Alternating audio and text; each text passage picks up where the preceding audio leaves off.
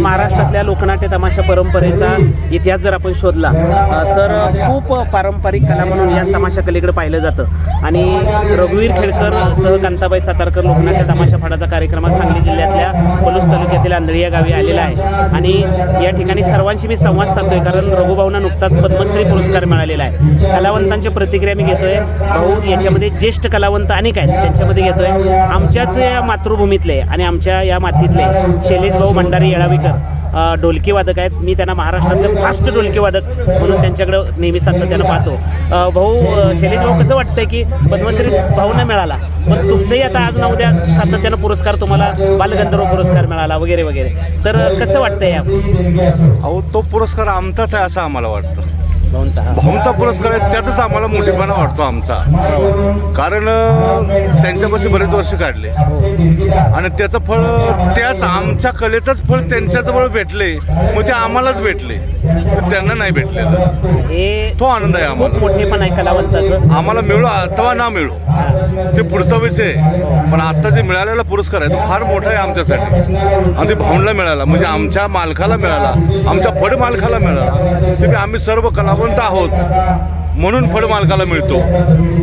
Team work जो म्हणला जातो तो सर्व टीम वर्क आमचा जुना नवीन तो सर्व त्यांच्या साथीला होता आणि ते प्रकाशात आलं आणि ते मग त्यांना पुरस्कार भेटला. याला खरी जाण म्हणतात आणि खरोखर तुम्ही सुद्धा एका तमाशा परंपरेतले कलावंत म्हणजे अगदी लक्ष्मण भंडारे हे आणि त्यानंतर गणपतराव येळावीकर ढोलकीवादक ही आमची एक ताकद होती आणि या ताकदीतले तुम्ही आहात. अहो भाऊबकर भंडारी त्या खानदानीतून आलो मी इथंपर्यंत. हो मी शैलेश भंडारी म्हणजे कुठून कुठपर्यंत पोहोचलेला आहे म्हणजे ओरिजिनल तमाशा कलावंत कशाला म्हणला जातो तो मी आहे. खानदानी कलावंत म्हणजे तमाशा कलावंत खानदानी कशाला म्हणतात का उगाच शिकला याच्याकडून त्याचा अभ्यास केला तो गण म्हणायला शिकला एकच गण येतोय आणि तो 4 वर्ष त्याचा तो एकच गण चाललाय एकच गवळण चालले असा विषय नाही माझ्याकडं पारंपरिक पासून ते आतापर्यंतच्या नवीन युगापर्यंत कोणी जरी आलं म्हणजे 40-45 वर्षापासून आतापर्यंत कोणी जरी आलं तर मी त्याची गण गवळण वाजवू शकतो. एवढी ताकद मी बघितले आम्ही. तुम्ही प्रसंग पडेल तेव्हा अनेकांना मदत केली आहे. बेल्लाव लोककला महोत्सवामध्ये तुम्ही येईल त्या फडाला मदत काही वेळेला उपस्थित असाल तर तुम्ही केलेली आहे. पण आणि खरं तुमचं मोठेपण आहे की तुम्ही भाऊंच्या सांगतात आणि तुम्ही या फडात किती वर्षापासून? बरेच वर्ष काढले. हो संभाजी कोले गौतमवर शिरडोणकर आणि मी शैलेश भंडारी आणि बस हे 2-3च लोक आम्ही आता ह्या फडामध्ये जुने आहोत सध्या. नंतर आताच्या मुलांना गण वगैरे काही म्हणता येत नाही किंवा काही नाही.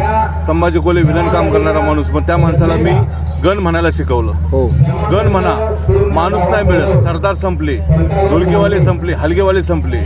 आता लोकनाट्य तमाशा मंडळ म्हणलं जातं पण लोकनाट्य तमाशा मंडळ म्हणणारी बरीचशी तमाशा कलावंत आहेत काय अभ्यासक आहेत पण मी एक असा माणूस आहे का ढोलकी फड लोकनाट्य तमाशा मंडळ असा म्हणणारा मी आहे. मस्त मस्त. का तर ढोलकी फडाचा तमाशा आहे. पूर्वी तेच नाव होतं ढोलकी फडाचा तमाशा फड. माझा नुसता तमाशा मंडळ म्हणून काय उपयोग आहे त्याचा? ढोलकी कुठे गेली आमची? ढोलकी नाही वाजली तर तमाशा नाही तुमचा.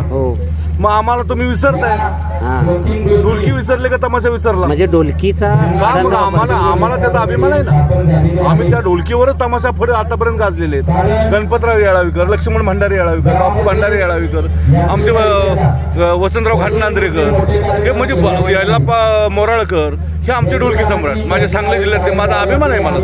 खूप तुम्ही कहला आहे की 19व्या शतकामध्ये भेदिकापासून जेव्हा तमाशा बाहेर आला तेव्हा तो ढोलकी फडाचा तमाशा फड असंच त्याला नाव होतं. आता सुद्धा एका ढोलकी शैलेश भंडारे नावाच्या एका ढोलकी वादकाने अशी केली आहे महाराष्ट्रातल्या तमाशा अभ्यासकांना असं आव्हान केलंय की तुम्ही लोकनाट्य तमाशा न म्हणता ढोलकी फडाचा लोकनाट्य तमाशा फड असा ढोलकी फडाचा तमाशा फड असा उल्लेख करा आणि तो केला पाहिजे. ही रास्त गोष्ट आहे. शैलेश भाऊ खूप सुंदर तुम्ही तळमळीने सांगताय आणि या तमाशा फडाविषयी माहिती मला आता प्रत्येक तमाशा ढोलकीवाले आहेत पण आता माहितीचे ढोलकीवाले कमी राहिलेत. आता आमच्यासारखं आहे माझं बी आता ते ब्लॉकेज झालेले 3 स्प्रिंग आहेत मला तरी सुद्धा मी तमाशा लोककला सोडलेली नाही.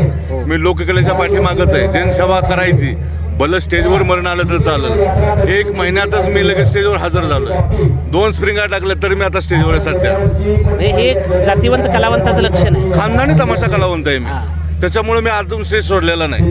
स्टेजची पायरी सोडायची नाही. जोपर्यंत जीव आहे तोपर्यंत ढोलकी वाजवणार मी सोडणार नाही. का तर ढोलकी फड तमाशा म्हणलं कशाला यालाच म्हणलं जातं आणि त्या ढोलकीसाठी व्हायलोय मी. माझ्या 7 पिढ्यापासून माझी ढोलकी माझ्या गळ्यात हो. आहे. मी शेवटचा ढोलकीवाला राहिलो आता. खरं आहे. मी माझ्या मुलांनाही थोडा मार्ग दिलाय, पण ते काही शिक्षण जरा थोडेसे वेगळ्या लाईनमध्ये असल्यामुळे सर्व्हिसच्या किंवा अशा लाईनमध्ये असल्या, पण ते सोडू नका म्हटलं. ते सोडायचं नाही का, ती खानदानी कला आहे, आपल्या घरात आहे. खरं आहे. त्याच्यामुळे आतापर्यंत मी लावून धरलेलं आहे आणि इथून पुढे ढोलकीवाल्याला कोणी विसरू नये. शैलेश भाऊ, तुम्ही तुमच्या मुलांना खूप शिकवलेलं आहे, शिकवलं. वकील केलं एका मुलाला. एका मुलाला वकील केलं, एक मुलगा मास्तर आहे, एक मुलगा फार मोठा संगीतकार आहे आणि एक मुलगा आता आर्मीत ट्रेनिंग चालू आहे. म्हणजे हे मी तमाशा करून केलं. तमाशाच्या जीवावर ढोलकी वाजवून बोटातून रक्त गळत होते, पण ते 2 रुपये मिळणारे तेच लोक माझ्या मुलांच्या शाळेच्या फीला भरले आणि मुलं इथं ग्रॅज्युएशनच्या पुढे नेऊन टिकवले. खूप सुंदर. शैलेश भाऊ, तुम्ही एक तमाशाविषयीची आस्था आणि तुमच्या रक्तात तमाशा आहेत. 7 पिढ्यापासून आम्ही पाहिलेलं आहे आणि लहानपणापासून तुमची ढोलकी मी ऐकतोय. फास्ट ढोलकी वादक म्हणून तुम्हाला महाराष्ट्रातला खूप म्हणजे बालगंधर्व तर कौतुक केलंच तुमचं. भविष्यात तुमचं उज्ज्वल, तुम्हाला चांगलं काहीतरी मिळावं, पुरस्कार मिळावा अशी अपेक्षा व्यक्त करतो आणि थांबतो. धन्यवाद.